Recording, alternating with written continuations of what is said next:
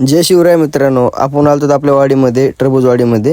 म्हणजे शेतामध्ये नाही का, आपण शेत वगैरे केलेलं आहे दुसऱ्यांचं. तर तिथं नाही का टरबूजवाडी वगैरे लागवड चालू आहे आपल्याली. तर चालूसाठी नाही का आपल्या पेरणी वगैरे करण्यासाठी संपूर्ण तयारी वगैरे करावं लागेल ना. त्यामुळे नाही का आपण सगळ्या गोष्टी होल वगैरे पाडायचे वगैरे सगळ्या गोष्टी काम वगैरे आपलं चालू आहे.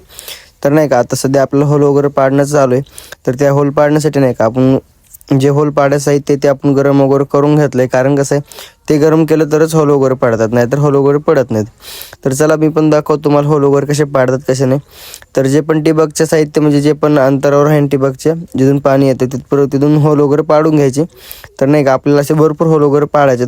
एका साईडचं झालं तर परत एक जागा जाळ वगैरे केला तर आमच्या इरला पाणी वगैरे बघू शकतात. ह्या वर्षी भरपूर पाणी वगैरे आहे, कारण सगळीकडे भरपूर पावसा झालेलं आहे. ओके, तर नाही का एवढं रान वगैरे राहिलेलं आहे आपल्याला होल पाडायचं. तर चला मित्रांनो, आपण होल वगैरे पाडण्यास सुरुवात करू.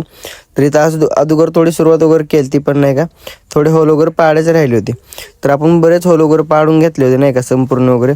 तर आता आपले होल वगैरे सगळे झालेत, कारण आता 3 ते 3:30 टायमिंग झाले. आपण सकाळी 11 साडे 11 वाजता आलतो दौरामध्ये. तर आपले होल वगैरे सगळे पाडणे झाले. बाय, भेटून